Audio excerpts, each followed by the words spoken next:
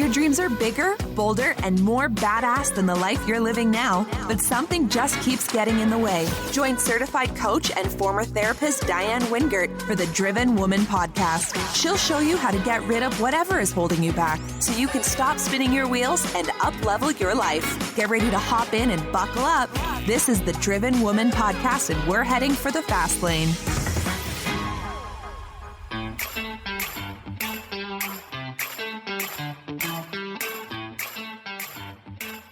Well, hey, Driven Woman. You know, we have all heard the stories of the woman who gave her boss the finger, strode out of that job in her clickety-clack high heels, and then launched a six-figure online business virtually overnight. Now, you and I know this is not only a fairy tale, like for real. How many of us could go for who knows how long without an income stream as a first-time entrepreneur? Unless you're an heiress, married money, or are living in your car on the dollar menu and free Wi-Fi at McDonald's, the side hustle route just makes so much more sense. Today's guest on The Driven Woman is a very impressive young woman named Vanessa Zamy. She is a keynote speaker, a best-selling author, and a business consultant who helps full-time employees transition to entrepreneurship by developing their business on the side while still employed. Her motto, keep it simple and keep it moving. Vanessa's background includes a management science engineering degree from Stanford University and strategic leadership roles at Fortune 500 companies.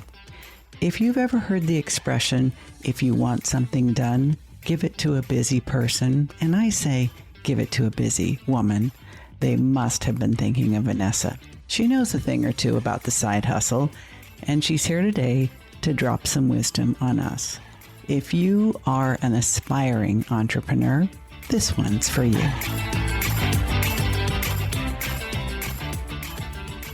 Well, as promised, I have a very, very exciting interview for you guys to listen to today because although many of you are already full-time entrepreneurs and have been so for a while, some of you are building up your something on the side and are still trying to make it your main gig. So today I am joined by Vanessa Zamy, whose deal is just what we're talking about, what I sometimes call the side hustle to full-time entrepreneur. So welcome.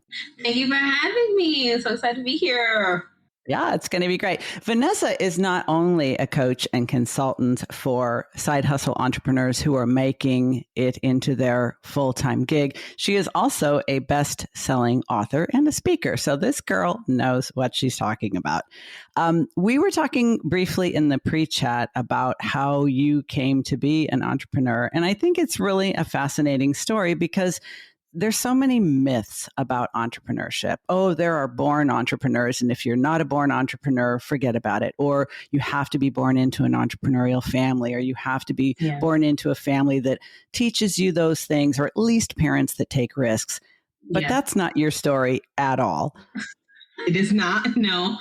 For me, I definitely wasn't any of those things. So I did not do a lemonade stand. I was not the one, making the cash on the side with like Girl Scout things. Like I literally just fell into entrepreneurship later on in life. It didn't even enter my vocabulary until like later on in life. Like that is, my mother is low income, nurse, hourly wages. Well, nurse's aide, hourly wages. Mm-hmm. We lived in Brooklyn, New York, and Boston, Massachusetts. I lived a lovely public school life. And in terms of, that was my experience. And then I went on to college. I was going to be a doctor, the whole situation. I then pivoted to business and corporate America. And fast forward a couple of years later, I was able to, one of my sort of sponsors in the office, one of my, old boys club person, essentially, he then recommended to me that I read the book Rich Dad, Poor Dad. And when I read that book, that is the book that changed my whole trajectory in mind.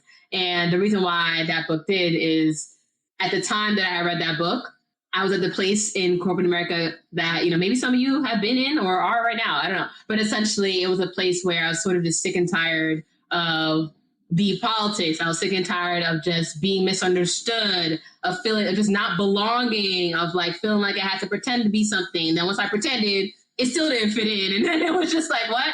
And so at that point, it was just, and I would tell my friends, and they were saying, yeah, this is how it's supposed to be. That's just it. Like they were experiencing the same thing, but no one was doing anything really to solve it.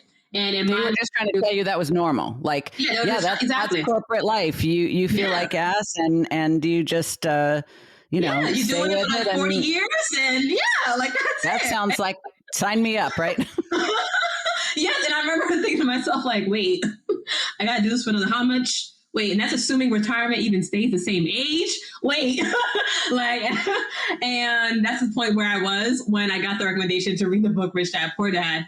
And when I read that book, it just changed my whole thinking on just not even just money, but just the idea of what else is possible and how else you can live life. The fact that, I was on this like the employee, quadrant, so to speak, but there was like this other quadrant or quadrants that centered around entrepreneurship, right? And centered around owning a business. And these are, or multiple businesses. That's where I'm trying to go. But essentially these quadrants then, is what really allows you to spread all your wealth and joy with other people and create the opportunity and retire my mother and buy a house for her. And and just those things, or just travel without worried about, okay, well, the budget says this, but then the budget says that. And then, and it just allows that freedom. Right. And also without having to deal with any terrible people and that you don't want to deal with, because you can just not do business with them.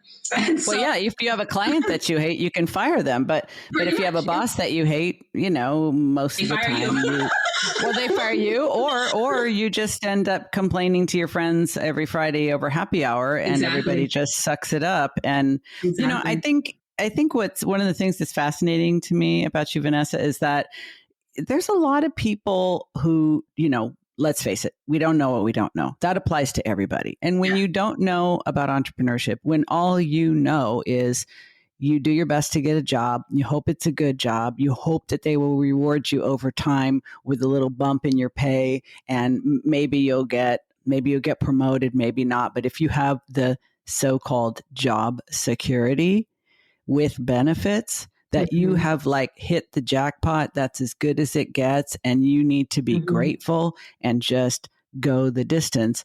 Now, I think because we're all sort of socially conditioned to think of that as the ultimate. I mean, people thought of that for, generations as the ultimate, that even if they had seen the message in a book like Rich Dad, Poor Dad, like, wait a minute, being employee of the month is really not the ultimate. Like, there's a whole other way to support myself and to create value and independence and freedom and creativity. There's a whole lot of people who would get that message, Vanessa, and they would be like, yeah, I don't really see that happening for me. Or that would be nice, but I'm not that kind of person. Or I don't have the connections, or I don't have, and you just bypassed all the bullshit, all the excuses. You immediately recognize something you'd never heard about before as a better way and acted on it. Don't you think that makes you a little bit unusual when you compare yourself to the other people your age? Like, do you like really stand out from among your friend circle as being kind of the inspirational and aspirational one? Or are there more like you? Because if there are, I want to meet them. So I do stick out in my friend circle. I guess I've always sticked out. And so even when we were in Brooklyn, New York, then moved to Boston, moved to California, all that jazz, I've always stuck out, and people have always, that's actually what inspired the book. But essentially people have always asked me, Vanessa, how do you do it? Like, how do you essentially, make stuff happen and get stuff done and like achieve the goals that you want to achieve, and just, and just be really decisive. Right?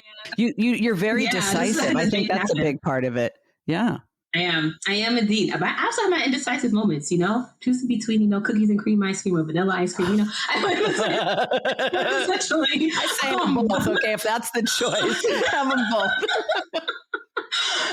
But essentially, yeah. And in terms of, when it comes to that mindset of, like I started my first job out of college, corporate job, was 2.5 times the salary my mother will ever make in her life. I was like, oh my God, I'm so blessed. I'm so grateful. Oh, thank you. Oh, yay. And 3 months later, I had a panic attack. I think it was a panic attack. It was the only first time I'd ever experienced this in life, where I literally was in bed, I was dreaming. And then there was a moment where I realized I was dreaming and I had to wake up. I just didn't want to wake up. I did not want to wake up. I was like, no, this is a dream, back in the dream. Like, I just did not want to wake up. And then it was like 4 a.m. I finally get out of bed. I go to the bathroom and I look at my bed and I was like, oh, and then it was just a whole situation. I still stay at that job though. It was for another 2 years. What did you think it meant? Obviously that was like, here's another example, something you are experiencing for the first time. You don't know what it is. You don't know what it means, but you had to make some kind of sense of it. What did you think was happening?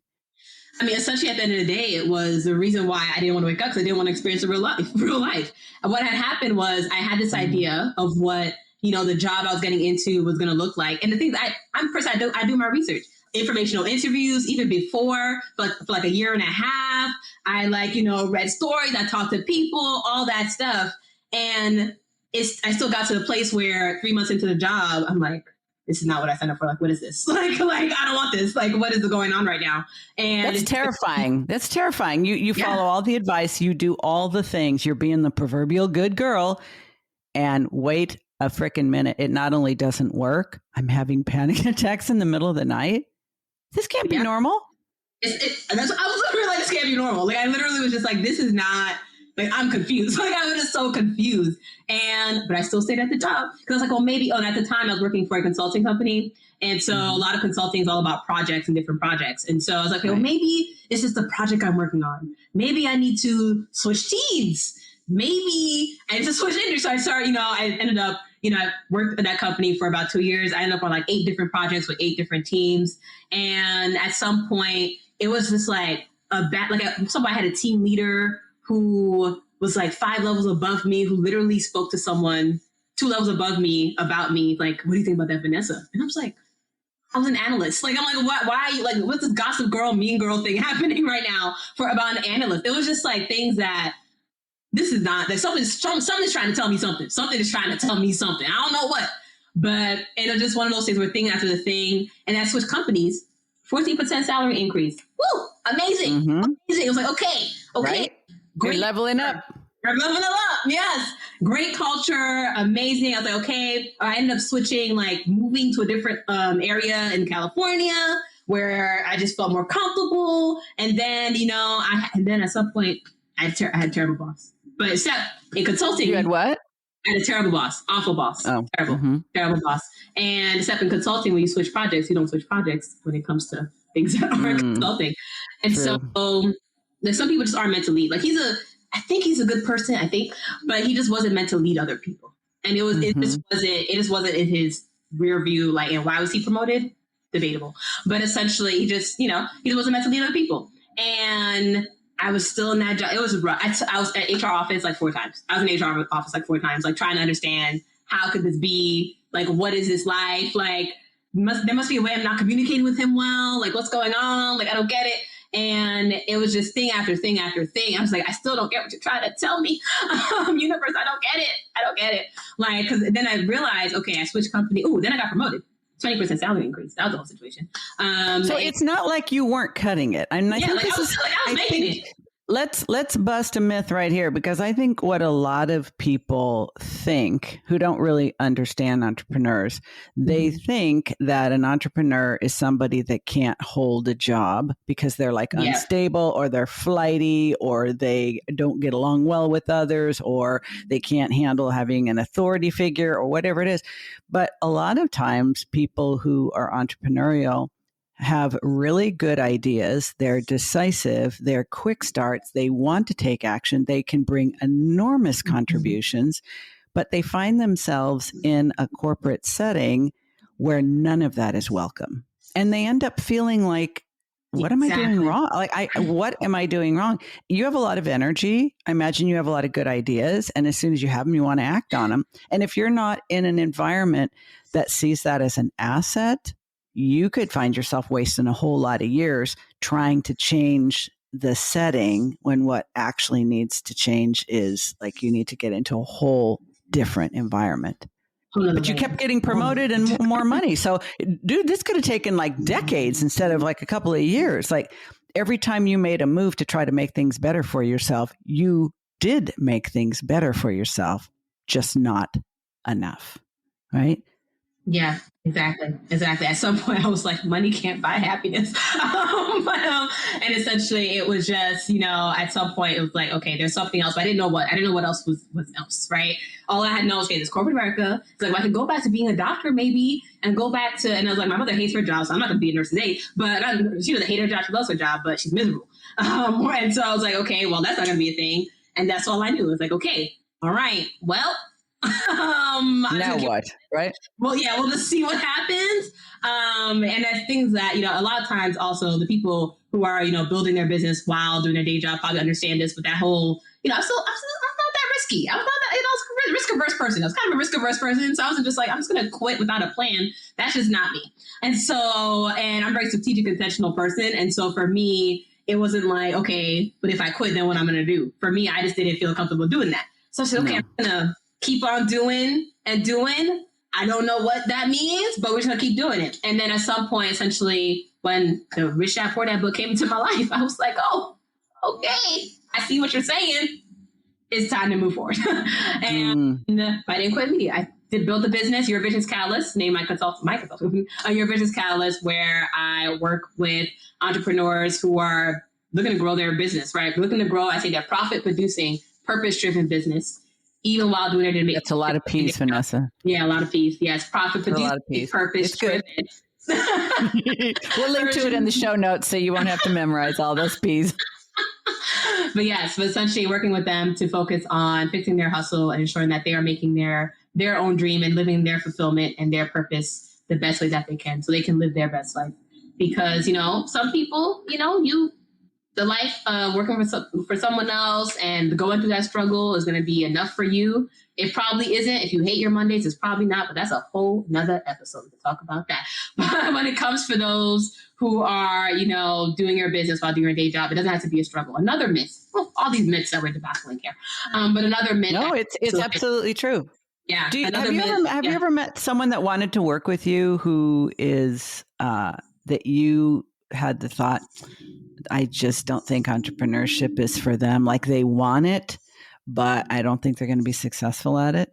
No names, of course. I don't believe so. No. Yeah, I have not met someone like that. And I don't believe that there is a person like that. Well, that was my follow-up question. Yeah. Do you think, now, so let me be direct. Do you think anyone who wants to can become an entrepreneur? I do. I actually do. And the reason I do, I think that even my mother in her, nearing her 60s, who's like, feeling the pain, the back pain and the struggles of, I feel like she can become an entrepreneur. And I believe that people who, like, anyone can be an entrepreneur. People who are 5, people who are 65, people who are 7. Like, I met this lovely, lovely couple, right? She's 66, he's 77. At the time that people are retiring, this time last year, they were signed up to do like a real estate investing meetup group. And so they attended that session, and they were at the stages where they were looking into investing into multifamily real estate. They never invested ever before in their life. They literally were just like retiring their jobs. They decided they're going to take on this whole new thing, real estate investing.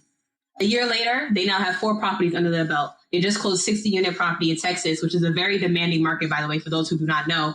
And they're thriving, right? It's beautiful to see. And so anyone can be, they don't have real estate investors in their family either. They just like came in, we want to learn this. They decided to do it together, and voila, right? And so I believe anyone can be an entrepreneur. Anyone can start a business. It's just a matter of, whether or not you want to.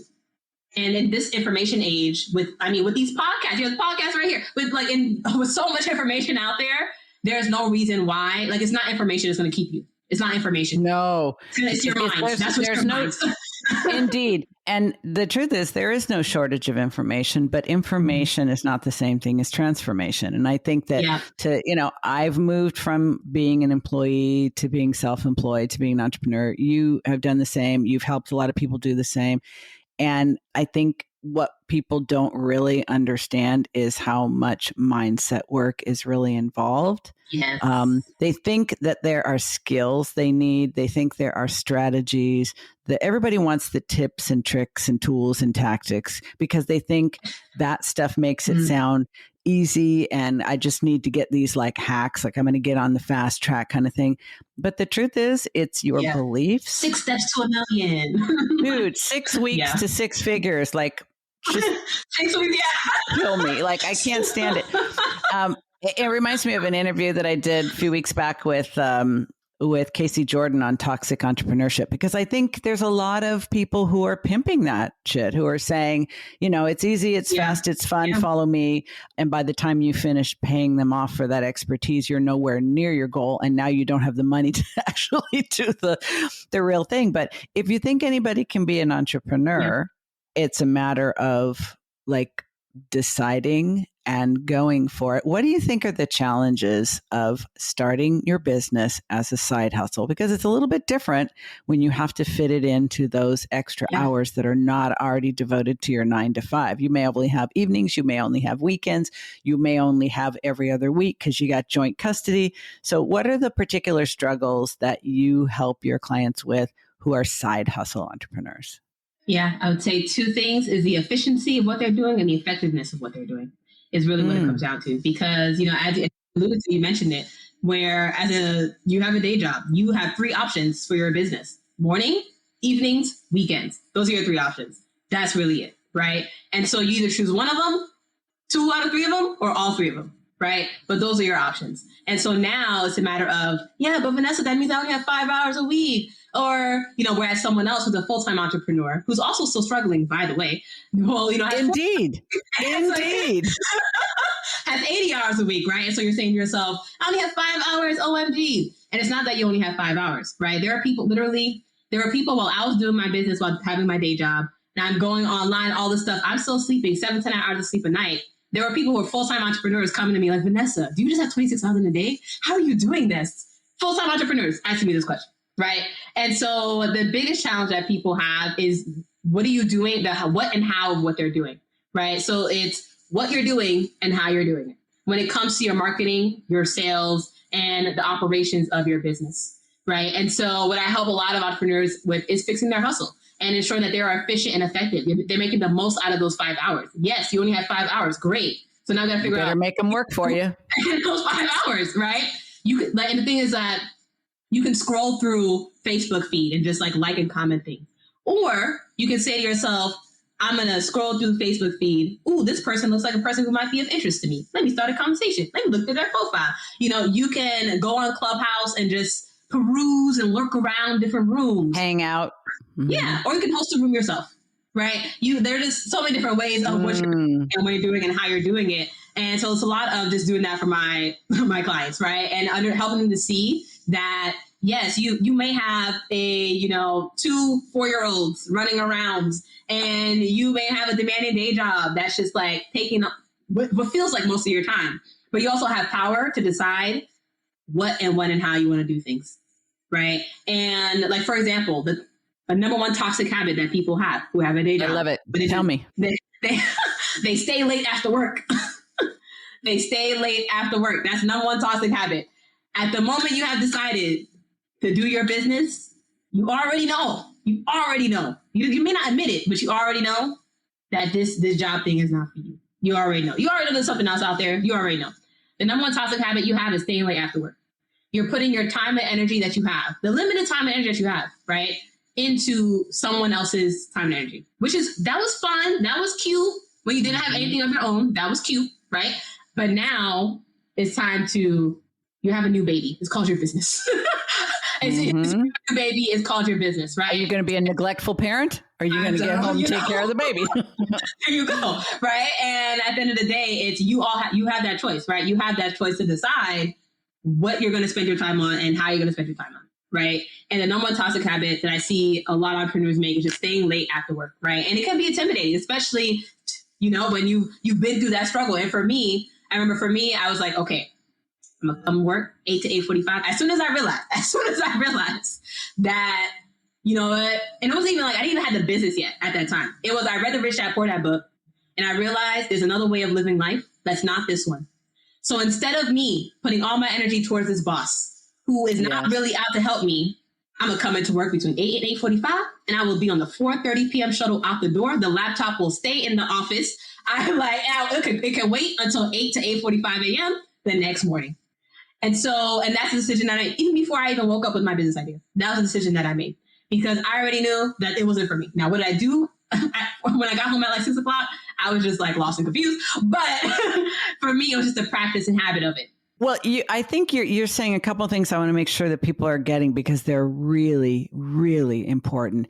The moment you decide to develop your side hustle, that has to become your number one priority. So you have to stop investing in the relationship you have with your day job because you're going to get a divorce from that job. Like you don't keep working on a relationship with someone you've already decided to divorce. That makes no sense at all. You do your due diligence, you show up for whatever your role is, but you have to change your habits. And I think smile, you say hi, you say you don't slack off. You don't work on your hustle at the job. That is unethical. It lacks integrity and it's bad karma. But if you set limits on yourself and if you act decisively and if you accept that you need to work with constraints, I have such a hard time selling some of my clients on the freedom that comes from constraint. When you actually say, don't tell me, well, I don't know how long it's going to take. I've never done before. It could take 2 hours. It could take 7 hours. No, this is the way you need to do it. Tell yourself it's going to take 1 hour and 45 minutes. Schedule that amount of time on your calendar. Yeah. Schedule something else you got to be doing right after that and make it fit the 1 hour and 45 minutes. Don't let it just keep creeping and creeping and creeping. It could take the rest of your life and you still won't be done with it. I think the fact that you are so decisive and you teach your clients to be decisive, probably keep it simple, they keep it moving. That's my motto. Yes. And make it efficient and make it effective. If you don't have limits and constraints, it won't be either of those because it'll just keep spreading and you'll just keep fixing it and tweaking it and making it better. And it'll just never become, your baby won't grow up. It'll be in diapers for life. It will. And there are a lot of people that actually remind me of some other people who might be listening who are just waiting for the right time. They haven't even started yet. They're just like, so they're just waiting for the right time. Oh, we got to talk about that. Waiting for the right time. It's waiting for the right time. They're just like, I'm waiting. I'm just waiting. It's not now. Not now. They said that 5 years ago. They said that last year. They're saying that right now. And here's the thing. There's never a right time. Like literally, it's like waiting for the right time to have a baby. One day you're just going to be pregnant. Like you just like, it's just, there's never. You kind of have to call it. There's never a right time, right? And you can sit here and try to make the right time happen, but the right time is whenever you thought of the idea. The right time is when you woke up and you realized there was something else for you in life. That's the right time. That's literally the right time. That's it, right? And you can sit here and say, oh, now's not the right time. I'm gonna wait until I finish up this thing here, then I'm gonna do this other thing, and then that'll be the right time. And then all of a sudden, that 3 months later, a death happens in the family. But now's not the right time. I'm gonna wait until, and it's just like, life will always happen. You cannot control life, but what you can control is yourself. You can't control life, but you can control yourself. So control yourself and tell yourself, you know what? I'm going to just go forth and do it. That's all you can do. That's literally all you can control is yourself. That's it. Who taught you to be like this? Life. It's so, I got to tell you, girl, it is so refreshing. I love meeting such young women. I mean, this girl is 28 years old this week. It's such a beautiful thing.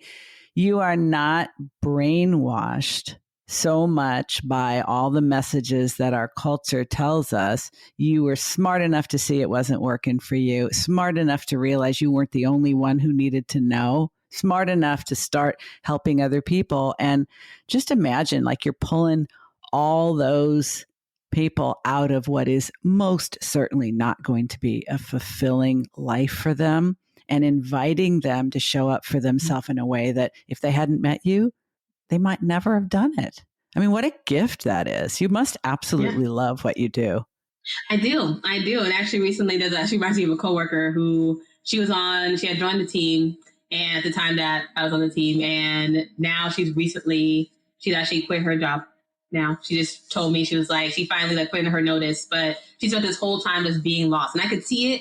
And the thing is, as a coach, you want to help people, but obviously some people are not ready. So I was like, okay, I'm gonna wait till she asked me the question. And then sure enough, we were on a car ride to the beach together, and she like asked me the question. She was like, "Oh, so you help people with their life and stuff? Yeah, sometimes I've been feeling a little lost." And then I was like, you don't say. Okay. But essentially for her, she's early 30s, in her early 30s. But for her, she had been going down the path of, trying to figure out what to do in life. And she had been on this corporate, but other people told her to do the corporate cycle, right? Just like everyone else, probably listening here, corporate cycle. And she had been on that path. And then she was like trying to make it work, right? She was trying to make it work, which is why she kept on switching companies, on switching jobs. Yeah. She was like, doesn't work, next. Yep. Right? Must be the wrong one. Must be the wrong one, right? And for her, now she's started on this journey. Now she's like going to go find her purpose. I already see her life flashing in front of my eyes. She's going to be one of my friends who's going to be like with a cabin in the woods somewhere. And then like she may come out into the world. Like I already see this. I already see her life. She's going to be traveling. I already see it. But she doesn't see it, but I see it. But essentially for her, it's, it's a beautiful thing in terms of the moment when she told me that she was going to, I was like, oh, okay, cool.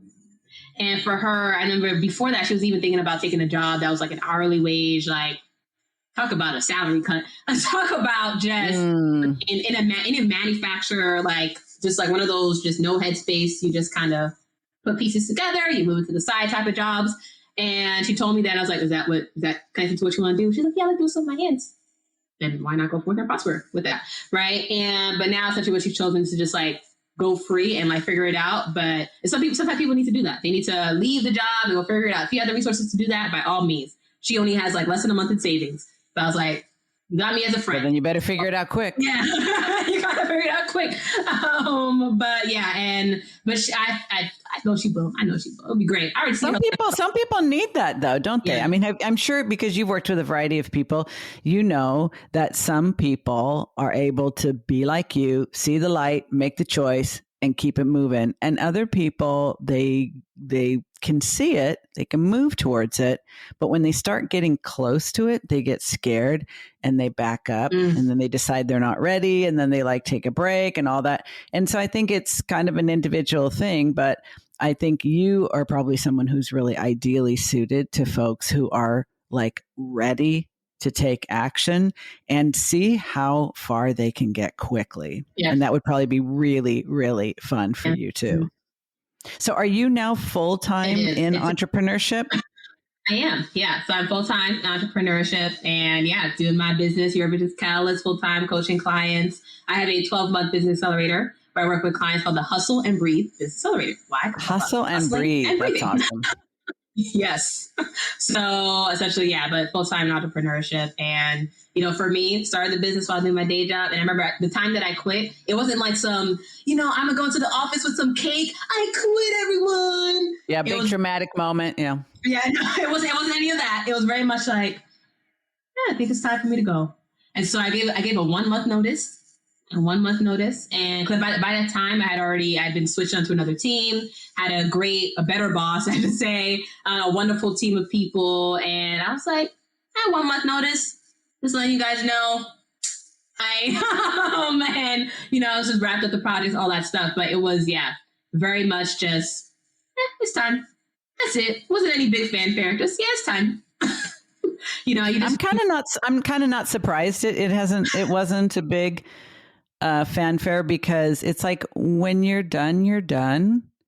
And a wedding is usually a vibrant event because it's a beginning, but a funeral is usually a very somber event because it's a loss. And I think sometimes when you're just ready for something to be done and you're moving on to the next thing, all of your energy has already been transitioned over to the new thing.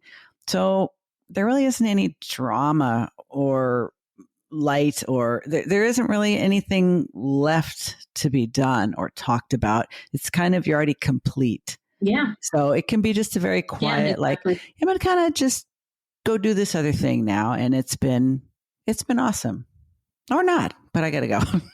It's been interesting. It's been interesting. So before we let you go, tell us about your book, because there's not too many people under 30 who've been able to successfully leave corporate, love what they do, have a bomb-ass business, and are a best-selling author. So tell us about the book. Yes. So my book is available on Amazon as an ebook. So the Solopreneur's Guide to Getting Stuff Done. It's called Finish, the Solopreneur's Guide to Getting Stuff Done. And it documents my 6-step process called Finish. That essentially I wrote this book because stemming out of all my friends throughout my life, literally since I was like 13. And I remember the first time I got that question, I was 13 years old. I was on a train station track. It was like, someone just came up to me. They're like, Vanessa, how do you do it? And I never understood what they were asking. And every single year after that, there's always been a different person in a different place, in a different setting, asking me the question, Vanessa, how do you do it? And I never quite understood what they were asking until essentially I started Your Vision's Catalyst. And I was like, oh, people are asking me this, how do I achieve things in my life? How do I, set up something and make it happen? And how do I just do that, right? How do I set out to do a book and write a book, right? Yes. So essentially at the end of the day, that's what that 6-step, the finish is all about, is documenting that 6 steps. So I decided, I was like, you know what? Let me actually write this book to help people get stuff done in their own life. And so that's essentially what the book is. It is my way of answering that question of how do I do it so that you can do it too for yourself. And so Finish, the first 3 parts of the project management, right? It's the planning, focus your intention, increasing your knowledge, right? Getting the resources that you need, whether it's knowledge, whatever it may be, navigating your resources in terms of understanding your time and how to balance that all. I even put worksheets in there. Nice little worksheets for people. And then the second part of Finish is ISH, and that's the self-management piece. We talked about it a lot during this podcast, right? The mindset part. Yeah. And essentially when I was writing that book, I realized that's really what the difference was, right? It was, yes, everyone could plan and stuff, but the difference was the self-management piece. And ISH, I is initiate, so literally take action. Mm-hmm. But then the S and the H, S for season your soul, and H is for hug it out. So season your soul, all about, I put tips in there about, how do you balance those thoughts? How do you, really work through those thoughts that are going to come in? That I call it the villain of doubt, Voldemort. Those that come in, how do you ensure that you... You are a Harry Potter fan, aren't you? Yes, how do you ensure you obliterate that? And then from there, H for hug it out. And so it's not only just internal pieces, which is the S, but it's also... Who do you have around you to support you, right? Who do you have around you to ensure that, when your mind isn't enough, you still got someone there who's going to make it happen for you, right? It's not going to be well, here's a job application for another, you can do a job. You don't have to do entrepreneurship anymore. Here's a job application. And, someone who's actually going to be no, you got this. What do you need help, et cetera, right? And so how do you ensure that you're surrounding yourself with those people who are also driven as well and can ensure that you are moving forward as well. So that's what that book is about. It's about getting you to ensure that you are getting stuff done. And it's centered around, I put a character in there, centered around someone who, has an idea for a podcast, and their friends, they tell their friends, and their friends are right. Because, they're always starting something, but never finishing. And so their friends don't believe it, but they believe in it. And so getting them to ensure that they are finishing what is it they want to get done so that they can ensure that they live their life without any regret. That's really what it's all about, ensuring that you lived your life without any shoulda, coulda, or wouldas, and you went forth in your path and you kept moving forward. This is such an important message, especially for my audience, because they are women who are driven but distracted, and they have so many wonderful ideas, the majority of which are never going to make it to the finish line. So it's wonderful to be creative. It's wonderful to have ambition. It's wonderful to have a strong work ethic and all the drive in the world. But if you don't know how to get all the way to the winner's circle, you will most certainly have a life of regret. So I will absolutely make sure that we are linked to you in the show notes, to your book, to your website, to you on socials. They need to know who you are. And I think some of them probably need to hire you, because I bet folks who work with you take action.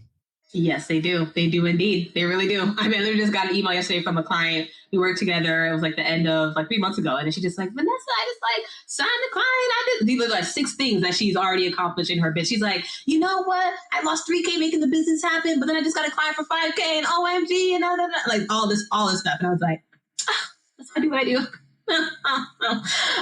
But yeah, so yeah, she's all amazed, and you're like, well, yeah, sure, of course that's what's happened. That's how it works. But it's kind of I think about all the times that you were asked starting at 13, how do you do it? How do you do it? How do you do it? And it's you didn't know what they were talking about, because basically the question is, how do you be you?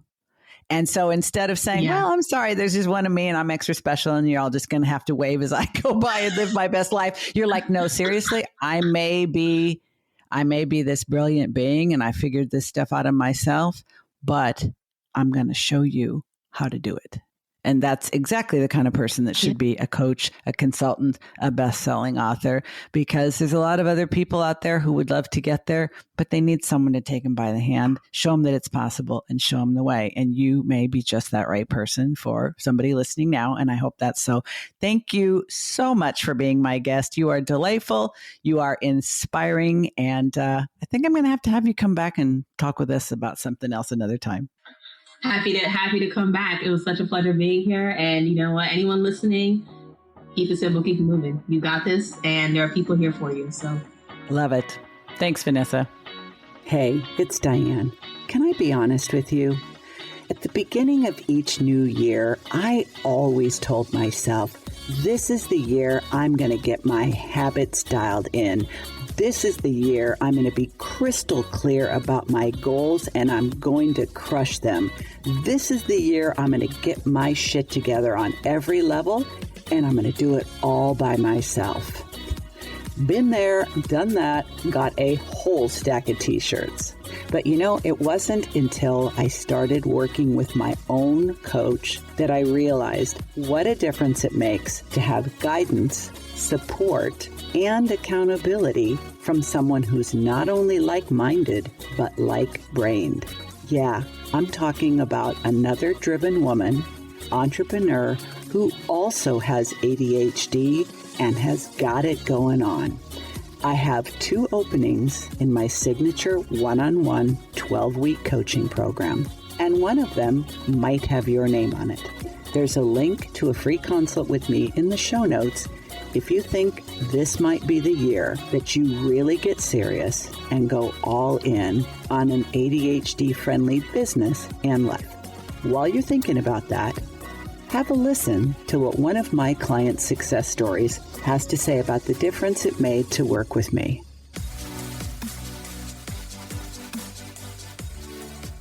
It's funny because at first I said I would never own my own practice. And now I own my own practice. And I would say, I'm never going to take it any more than just treating patients. And now I'm thinking about how can I start my own institute. Yeah, exactly. Even like training other therapists, having a certification with my name that I am, I haven't thought of the name yet, but I'm certified in this technique or whatever the case may be. And really just helping other therapists help their patients the way I help mine.